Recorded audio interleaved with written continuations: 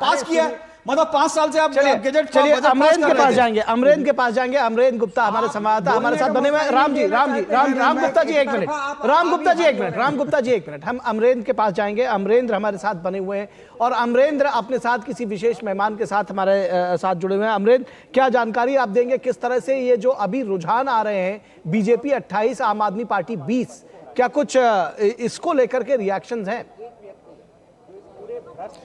देखिए निखिल, मैं इस समय आम आदमी पार्टी के दफ्तर के बाहर खड़ा हूं और लगातार जो है यहाँ पे कार्यकर्ताओं का आना जाना लगा रहा है, लेकिन जिस तरह से शुरुआती रुझान है उसमें कहीं ना कहीं भारतीय जनता पार्टी जो मजबूती से आगे बढ़ रही है और जो कांटे की टक्कर है वो आम आदमी पार्टी और भारतीय जनता पार्टी के बीच में है। और जो स्थितियां हैं वो यही है कि आम आदमी पार्टी बार बार ये कह रही है कि हम जो है आगे, अभी तो रुझान है, जो निर्णय होंगे वो हमारे पक्ष में होंगे। हमारे साथ जो है आम आदमी पार्टी के जो प्रवक्ता हैं जैस्मिन शाह जी भी हैं, मैं उनसे आपकी बात कराता हूं, क्योंकि वो ये कह रहे थे कि अभी हम रुझानों को नहीं मानते, क्योंकि हम हमारे ऊपर आम आदमी पार्टी का पूरा भरोसा है और हम जो है आम आदमी पार्टी जो है उनको लगता है कि फिर से सत्ता में वापसी करेगी।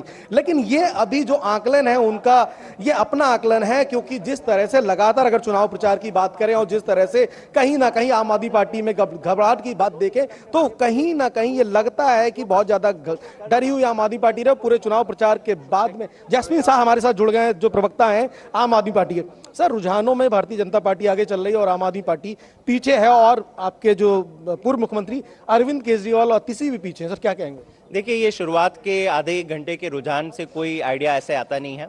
हमें पूरी तरह से हम आश्वस्त हैं, कॉन्फिडेंट है कि प्रचंड बहुमत से आम आदमी पार्टी की सरकार फिर से बनने वाली है। और ये इसलिए क्योंकि ये कोई आम चुनाव नहीं था। दिल्ली की जनता और देश की जनता ने देखा कि ये लड़ाई आम आदमी पार्टी बनाम एक सिस्टम था, और इस सिस्टम में बीजेपी के साथ साथ कांग्रेस, ईडी, सीबीआई, चुनाव आयोग, दिल्ली पुलिस, ये तमाम शक्तियां एक साथ मिल गई। तो दिल्ली की जनता ने देखा कि इस पूरे भ्रष्ट सिस्टम के सामने अगर कोई भी व्यक्ति खड़ा रह सकता है वो केवल अरविंद केजरीवाल है, और वही है जो केवल हमने हमारे हक की लड़ाई लड़ सकता है, किसी और की लड़ाई नहीं। जैस्मिन जी, कल की जो घटना है, जिस तरह से एसीबी आपके घर तक आई और जिस तरह की शिकायत थी कि आपने 15 करोड़ रुपए ऑफर हुए थे, उसके बाद कहीं घबराहट है या किसी तरह की कोई चिंता? घबराहट हमें नहीं है। घबराहट तो उस पार्टी को होगी ना जो लोगों को खरीदते हुए फिर रही है। 15-15 करोड़ अगर हमारे लोगों को कॉल आ रहे हैं, मतलब इसका साफ है कि सरकार तो आम आदमी पार्टी की बन रही है। इसलिए कहीं ना कहीं जो भाजपा का ऑपरेशन लोटस है कि चुनी हुई सरकारों को पैसे के दम पे या फिर ईडी सीबीआई के दम पे गिराया जाए, तो इन कोशिशों पे ये लोग लगे हुए। लेकिन ऐसी कभी चीज दिल्ली में तो एटलीस्ट सफल। भारतीय जनता पार्टी का कहना है कि कहीं वो आरोप तो सिद्ध करें, बताएं तो कौन लोग हैं, क्या है? गए तो थे, संजय सिंह जी गए थे एसीबी के दफ्तर में, 2 घंटे बैठ के आए, सारे सबूत दे के आए। देखिए, इनकी मंशा नहीं है, इनको है कि दिन रात नौटंकी करते रहो, लोगों की खरीद फरोख्त करते रहो। ये चुनाव में तो हमने देखा कैसे दिल्ली पुलिस और चुनाव आयोग मिलकर इनके लिए बैटिंग कर रही थी। तो हमें कोई यकीन नहीं है कि ये लोग कुछ निष्पक्ष जांच करें। जैस्मिन जी, इस बार कहीं लगता है कि इस बार का जो टफ मुकाबला है भारतीय जनता पार्टी और आपके बीच में, और जो मुद्दे हैं जो आपके, जिस तरह से 10 साल में आप विकास की बात करते हैं, दिल्ली को आगे ले जाने की बात करते रहे थे, जमुना पॉल्यूशन की बात करते रहे थे, और जो double M factor, middle class जो महिलाएं, वो कहीं ना कहीं आपका कोर वोट बैंक था, इस बार छटकता हुआ नजर आ रहा है? नहीं, ऐसी कोई बात नहीं है। मेरे ख्याल से अब 1-2 घंटे की और आप इंतजार कीजिए, आपको पता चल जाएगा कि ये सारे जो प्रोपेगेंडा भाजपा के विफल हुए। दिल्ली की जनता ने आम आदमी पार्टी अरविंद केजरीवाल जी का साथ इसलिए दिया क्योंकि इन्होंने उनके हक की लड़ाई लड़ी है। उनको बिजली, पानी, शिक्षा, स्वास्थ्य, तमाम मुद्दों पे उन्होंने बहुत ही अच्छा काम करके दिया। क्या लगता है कि कितनी सीटें आप एक्सपेक्ट कर रहे हैं? नहीं, हम प्रचंड बहुमत से जीतेंगे। सीट आपको 1-2 घंटे में पता चल जाएगी। प्रचंड बहुमत से जीतेंगे, जैस्मिन शाह आम आदमी पार्टी के प्रवक्ता दावा कर रहे हैं। एक बार फिर उन्होंने कहा कि जो है अशोक, वो प्रचंड बहुमत से जीतने की बात कर रहे हैं, लेकिन हाफ मार्क बीजेपी ने टच कर लिया, ऑलरेडी 35 पे है। तो प्रचंड बहुमत से कौन जीतेगा, ये वो ठीक कह रहे हैं कि एक घंटे शुरुआती रुझान अभी देखते हैं। अगर उनका दावा है, उनके जो बड़े बड़े दावे उनमें कितना दम है। लेकिन आज भी वही कि हमारे विधायक खरीद रहे थे, जो विधायक बने नहीं उनको खरीद रहे थे। तो ये सब चीजें दिखाती हैं कि मैं बार बार कह रहा हूं कि आम आदमी पार्टी जो है कहीं ना कहीं पैनिक में दिखती है। जी बिल्कुल, ये जो जेस्चर्स है ये अपने आप में बहुत सारी कहानी बयां करते हैं। कल की यानी आज की वो तैयारी कल से ही करते हुए नजर आए, और यही सारी चीजें जो दिखाती है, जिसको आप कह रहे हैं कि ये 15वां एग्जिट पोल था, तो गलत नहीं है। अदिति, मैं बस इतना कहना चाह रही थी कि इलेक्शन कमीशन ने जो पहले 2 रुझान पब्लिश किए हैं, शहादरा से देखिए बहुत इंटरेस्टिंग एक रिजल्ट आ रहा है, जहां आम आदमी पार्टी के जतिंदर सिंह शंटी इन्होंने कोविड में बहुत काम किया था अशोक जी, और ऐसा माना जा रहा था कि ये डिफीट नहीं हो सकते, ये चैलेंज नहीं हो सकते, बहुत पॉपुलर हैं अपने एरिया में। तो संजय गोयल भाजपा के इनसे आगे चल रहे हैं, और विश्वास नगर में ओपी शर्मा जो अभी सिटिंग एमएलए हैं वो आगे चल रहे हैं आम आदमी पार्टी के दीपक सिंघल से। दो चीजें हैं इसमें जो आप कह रही है ना, विश्वास नगर में ये माना जा रहा था कि ओपी जो है भाई उनसे लोग बड़े नाराज थे क्योंकि वो कहते थे वो मिलते नहीं हैं, थोड़े गुस्सैल हैं।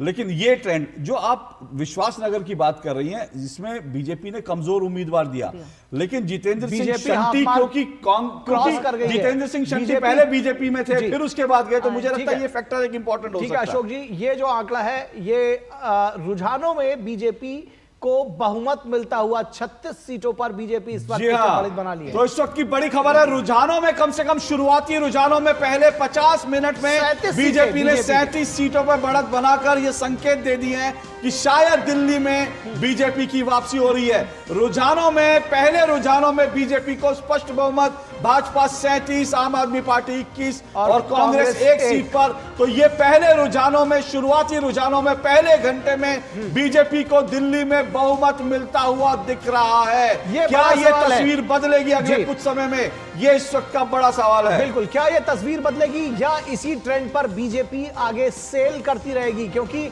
61 सीटों के रुझान आ चुके हैं, 9 सीटों के रुझान आने अभी बाकी है, और इसमें बीजेपी ने 23 के बनाम 37 की एक कंफर्टेबल लीड जो है वो लेती हुई नजर आ रही है। आम आदमी पार्टी 23 तो बीजेपी 37 सीटों पर इन रुझानों में आगे है। कांग्रेस का खाता खुलता हुआ नजर आ रहा है, वो 1 सीट पर आगे नजर आ रही है। बीजेपी के लिहाज से यह बेहद महत्वपूर्ण है क्योंकि रुझानों में बीजेपी 37 सीटों के साथ सरकार बनाती हुई नजर आ रही है। क्या ये जो रुझान है ये परिणाम में तब्दील होंगे, ये एक बड़ा सवाल है। और कुछ ही समय में अगर कहा जाए, क्योंकि 50 मिनट से ज्यादा समय तक ये बीत चुके हैं काउंटिंग को शुरू हुए, और ये ट्रेंड्स अगर आगे बरकरार रहती है तो 27 साल बाद बीजेपी का सूखा दिल्ली में वो खत्म होगा और आम आदमी पार्टी सत्ता से बाहर जाएगी।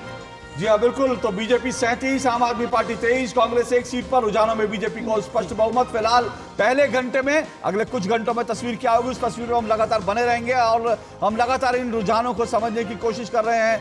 अदिति, मैं एक बार फिर आता हूं जो विश्वास नगर सीट की बात करें, क्योंकि ये सीट ऐसी थी जहां से बीजेपी की ट्रेडिशनल सीट मानी जाती थी, लेकिन पाला बदल हुआ। जो विधानसभा अध्यक्ष थे वो बीजेपी के थे, लेकिन बाद में वो आम आदमी पार्टी में जाते हैं, आम आदमी पार्टी में जीतते हैं। अब ये जितेंद्र सिंह शंटी, मिल्कीपुर से बड़ी खबर अशोक जी, मिल्कीपुर उत्तर प्रदेश से बड़ी खबर आ रही है। मिल्कीपुर उत्तर प्रदेश के चुनाव बहुत मायने रखते हैं। बीजेपी 3,995 वोटों से आगे, लगभग 4,000 वोटों से बीजेपी मिल्कीपुर से आगे है। ये उत्तर प्रदेश से बड़ी खबर। मिल्कीपुर विधानसभा के उपचुनाव बीजेपी 3995 वोटों से आगे, लगभग 4,000 वोटों से आगे चल रही है मिल्कीपुर में। ये निखिल, एक मिनट दुष्यंत, ये जी बोलिए। आम आदमी पार्टी हो या अन्य जो इंडिया अलायंस की सहयोगी पार्टी, अब पिक्चर साफ हो गई। ये कांग्रेस के कंधे पे बैठ के सवारी कर रही है। मतलब आप मिल्कीपुर के संदर्भ में कह रहे हैं? ये मैं पूरे देश के संदर्भ में कह रहा हूं। देश के संदर्भ में कह रहे हैं कि कांग्रेस के कंधे पे, तो इसका मतलब है समाजवादी पार्टी, ये दुष्यंत नागर कह रहे हैं समाजवादी पार्टी उत्तर प्रदेश में कांग्रेस के कंधे पे चढ़कर जो है पिछली बार 37-38 सीटें जीती। ये इनका दावा है। मैं नागर साहब की बात पर असहमत हूं। मिल्कीपुर में 4,000 अगर वोट है विधानसभा में, सब्सटैंशियल लीड मानी जाती है। उत्तर प्रदेश की लोकसभा चुनाव में आपका गठबंधन था सपा का कांग्रेस के साथ, सबसे ज्यादा सीटें जीतने वाली समाजवादी पार्टी। देखिए, इस खबर को हमें समझना पड़ेगा। ये मिल्कीपुर से जो आ रहा है, ये अपने आप में बहुत बड़ा ट्रेंड सेटिंग है, क्योंकि मिल्कीपुर वो सीट है जहां से ये फैजाबाद सीट जीतने के बाद पूरे गठबंधन ने, इंडी गठबंधन ने दावा किया था, राहुल गांधी ने दावा किया था कि अयोध्या आंदोलन को हमने हरा दिया है, लेकिन फैजाबाद की मिल्कीपुर सीट अगर बीजेपी जीतती है, समाजवादी पार्टी से छीनती है, तो ये अपने आप में ऐसा लगता है कि जो लोकसभा चुनाव में उत्तर प्रदेश के लोगों ने उनको महसूस हुआ कि उन्होंने गलती की थी। नहीं निखिल, ये हथकंडे की बात नहीं कर रहा, मैं कह रहा हूं कि अयोध्या के लोगों को, फैजाबाद के लोगों को यह एहसास हुआ है कि हमने गलती करी है लोकसभा चुनाव में, ये उसका रिवर्सल है। ये अगर समझा जाए, बाढ़ का जो पानी था, ये बहुत लोग कह रहे हैं ये सरकारी तंत्र की सेटिंग है। राम जी सुनिए, सरकारी तंत्र की सेटिंग है। जग जाहिर हो गया है कल जग जाहिर हो गया। मिल्कीपुर पर मैं बोल रहा हूँ कि मिल्कीपुर में लाइव जो है, मैंने कल ही कहा था, सुनिए, निखिल एक मिनट रुकिए, मैंने कल ही कहा था, मैंने कल 2 टूक में इस बात की घोषणा की थी। मैंने कल 2 टूक में, एक मिनट रुकिए, मैंने कल 2 टूक में इस बात की घोषणा की थी कि आज आम आदमी पार्टी एक नया ड्रामा शुरू करेगी, और राम गुप्ता जी ने अभी पहले घंटे में नया ड्रामा शुरू कर दिया है। तो आम आदमी पार्टी पूरे ड्रामे पर उतर आई है, लेकिन एक छोटा सा ब्रेक के बाद आ रहे हैं, एक छोटे से ब्रेक के बाद आ रहे हैं। राम जी यही ड्रामा आप दिल्ली में यहाँ पे नई दिल्ली विश्व पुस्तक मेला आ गया है फिर एक बार देने आपकी कल्पना को नई उड़ान। साहित्य और संस्कृति की इस अद्भुत दुनिया में अपने पसंदीदा लेखकों, साहित्यकारों और कलाकारों के साथ जाने कहानी भारत की। आइए हम भारत के लोग गर्व से शामिल हों विश्व के सबसे बड़े पुस्तक मेले में और मनाए गणतंत्र भारत के 75 वर्षों का उत्सव विश्व की सर्वश्रेष्ठ किताबों के साथ। 1 से 9 फरवरी सुबह 10 बजे से रात 9 बजे तक भारत मंडपम कॉम्प्लेक्स में स्कूल स्टूडेंट्स, सीनियर सिटीजन और दिव्यांग जनों के लिए एंट्री फ्री। टिकट ऑनलाइन और मेट्रो स्टेशन पर उपलब्ध। LIC presents Jeevan Lakshya. Get life insurance with attractive maturity benefits. Also, in case of death of life assured, get 10% of sum assured per annum till maturity, plus premium payment waived, plus maturity sum assured, along with bonus. An excellent policy to plan for children's education and other milestones. LIC's Jeevan Lakshya. जब धरती चीर कर निकलता है लोहे का पत्थर और मिलता है मोंगिया के जोश से, फिर तपता है, पिघलता है और बनता है फौलाद। अब होता है सरिया सारी खूबियों के साथ। मोंगिया स्टील, मजबूत देश का मजबूत सरिया। पेमेंट फेल, लेकिन पैसे तो कट गई मेरी मेहनत की कमाई। हो जाएगी भरपाई, चिंता मत कर मेरे भाई। अगर डिजिटल ट्रांजैक्शन फेल हो जाए और अकाउंट से पैसे कट जाए तो बैंक समय से पैसे लौटा देगा, वरना कॉम्पनसेशन का है प्रावधान। नहीं तो RBI के ऑम्बुड्समैन को शिकायत करें आप। योर बिल, मेरी फीस। RBI कहता है जानकार बनिए, सतर्क रहिए। ब्रेक के बाद एक बार फिर आप सभी का स्वागत है और दिल्ली से तमाम बड़ी खबरें आ रही हैं। इन बड़ी खबरों में हम आपको बता दें कि आम आदमी पार्टी के 3 बड़े नेता अरविंद केजरीवाल, मनीष सिसोदिया और आतिशी, ये तीनों न सिर्फ पीछे चल रहे हैं बल्कि तीनों अपनी अपनी सीट से तीसरे नंबर पर चल रहे हैं। दिल्ली में यह रुझान आ रहा है, बीजेपी 38 सीटों पर आगे, आम आदमी पार्टी 24 सीटों पर आगे और कांग्रेस 1 सीट पर आगे। फिलहाल आपको बता दें कि नई दिल्ली विधानसभा में केजरीवाल तीसरे नंबर पर चल रहे हैं। आम आदमी पार्टी के तीनों बड़े चेहरे इस वक्त पीछे चल रहे हैं। और यहाँ पर आ रहे आपके पास, कुछ और चीज भी दिखा, खबर हम दे दें उसके बाद रिएक्शन। रोहिणी विधानसभा क्षेत्र से बीजेपी के प्रत्याशी विजेंद्र गुप्ता की बात कर लेते हैं। उनको अपनी पार्टी की जीत की उम्मीद है। क्या कुछ कहा है विजेंद्र गुप्ता ने हमारे संवाददाता से, आइए आपको दिखाते हैं। इस वक्त हमारे साथ मौजूद हैं नेता प्रतिपक्ष रोहिणी विधानसभा सीट के भाजपा प्रत्याशी विजेंद्र गुप्ता, जिनसे हम बात करते हैं। सर, अभी तो शुरुआती रुझान आया है और बीजेपी को बढ़त मिल रही है, पहले इस पे आप क्या कहेंगे? देखिए, भारतीय जनता पार्टी की प्रचंड बहुमत से दिल्ली में सरकार बनने जा रही है और नरेंद्र मोदी जी के नेतृत्व में डबल इंजन की सरकार जो काम करेगी वो दिल्ली के लिए एक नया इतिहास लिखेगी, एक नई शुरुआत, एक नया अवसर होगा दिल्ली के लिए। और विकसित दिल्ली बनाने का जो हमारा संकल्प है वो निश्चित रूप से पूरा होगा। क्या क्या ऐसे मुद्दे हैं, चुनावी मुद्दे हैं, जिसके दम पे आपको लग रहा है कि दिल्ली में भारतीय जनता पार्टी की सरकार बन रही है? अब तो मुद्दे तो सब बात हो गई, लोगों ने उस पर मतदान भी कर दिया, अब तो परिणाम आ रहे हैं और लोगों को लगता है कि एक ऐसी सरकार होनी चाहिए जो मोदी जी के नेतृत्व में काम करे, मोदी जी के विजन को दिल्ली में लागू किया जा सके, और डबल इंजन की। देखिए, केंद्र और स्टेट गवर्नमेंट को मिलकर चलने से ही दिल्ली का विकास होगा। ये 10 साल बेहाल दिल्ली, ये हालात जो दिल्ली में पैदा हुए, उसका बड़ा कारण ये है कि आम आदमी पार्टी सिर्फ लोगों को गुमराह करती रही, झूठ बोलती रही और अपनी जिम्मेदारी से भागती रही। कितने मौके ऐसे आए जब दिल्ली के लोगों को सरकार की जरूरत थी और लगा कि सरकार नाम की कोई चीज दिल्ली में नहीं है, अराजकता, चाहे वो कोविड हो, चाहे वो बरसात में भरने वाला पानी हो, या फिर पॉल्यूशन हो, या फिर यमुना की गंदगी हो। हर मौके पे सरकार ने हाथ खड़े किए और सिर्फ आरोप। और यहां से सीधे रुख करेंगे, हमारे साथ बीजेपी के प्रवक्ता शुभेंदु अवस्थी बने हुए हैं, उनके पास चलेंगे। शुभेंदु अवस्थी, बीजेपी 42 सीटों पर रुझानों में आगे, आम आदमी पार्टी 26 सीटों पर। लगता है कि जो अनुमान आप लोगों ने लगाया था वो सही सिद्ध होता हुआ नजर आ रहा है, क्या रिएक्शन है आपके? देखिए, अभी ये शुरुआती रुझान है, फिर भी रुझानों में हम आगे हैं और हमको लगता है कि जब खुद केजरीवाल जी और आतिशी जी और मनीष सिसोदिया जी तीनों लोग पीछे चल रहे हैं, तो ये रुझान परिणामों में बदलेंगे और थोड़ा समय का इंतजार करिए, हम बहुत जल्दी आपको अच्छी न्यूज देने वाले हैं। पर ये जो 3 बात कही, अभी आपने भी एक बात कही कि खुद मनीष सिसोदिया जी, आतिशी जी, अरविंद केजरीवाल जी पीछे चल रहे हैं, इससे लगता है कि दिल्ली की जनता ने अरविंद केजरीवाल के वादों को नकार दिया है और दिल्ली एक नए विकसित दिल्ली के रूप में बदलने वाली है। देखिए शुभेंदु जी, अब तो तस्वीर लगभग ऐसा लग रहा है, अगर ये रुझान बने रहते हैं तो दिल्ली में बीजेपी सरकार बनाएगी। लेकिन बार बार सवाल यही हो रहा है, यहाँ पे आम आदमी पार्टी के प्रवक्ता राम गुप्ता बैठे, वो भी यही पूछ रहे हैं कि भाई अगर सरकार बनेगी तो चेहरा वेहरा कोई है आपके पास, क्या कौन होगा मुख्यमंत्री? देखिए, आपने अभी मध्य प्रदेश का चुनाव देखा, राजस्थान, छत्तीसगढ़, ये एक बदलाव आया है और महाराष्ट्र। वैसे मैं इसमें जोड़ दूं कि ये बदलाव, वैसे ठीक है राम गुप्ता जी, राम गुप्ता जी, आपका सवाल उन तक पहुंच गया, लेकिन ये बदलाव आया है कि अब आप कम से कम बीजेपी का मुख्यमंत्री पूछने लग गए। हाँ, ये बदलाव आया है। इसका बदलाव आप कंसीड कर रहे हैं, आपको लग रहा है कि अब कौन चुना जाएगा?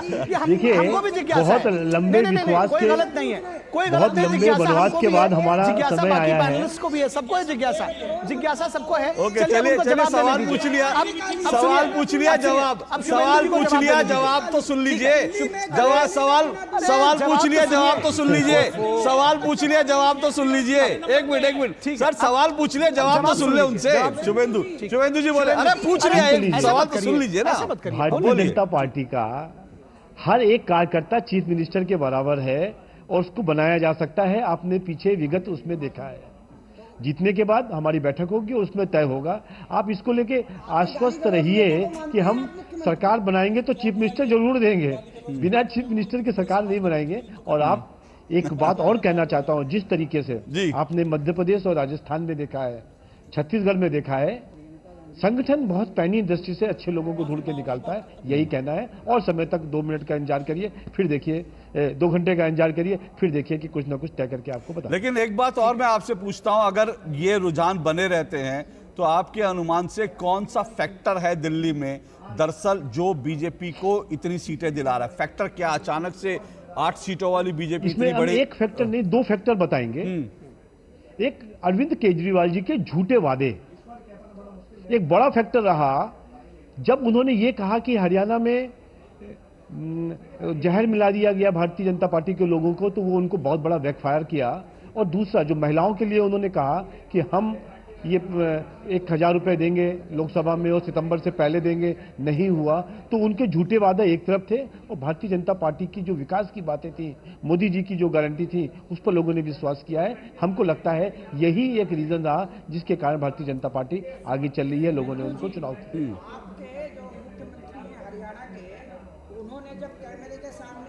नदी के किनारे जाते हैं तो वो पानी पीने के बाद तुरंत कुल्ला क्यों थूक दिया था उसी गंगा जल में? ये मुद्दा इसका जवाब नहीं दिया। आपको मालूम नहीं है, सुनो, आपको मालूम नहीं है, भारतीय संस्कृति में सबसे पहले कुल्ला किया जाता है, उसके बाद पानी पिया जाता है। आपको कुछ मालूम नहीं है, आपको कुछ मालूम नहीं है, संस्कृति समझो आप। ओके, मिनट सर, पहले तुलना करने के बाद एक मिनट सर, एक मिनट। अरे प्लीज ऐसे ऐसे ऐसे ऐसे चिल्ला के लिए एक मिनट दुष्यंत जी, एक मिनट दुष्यंत जी,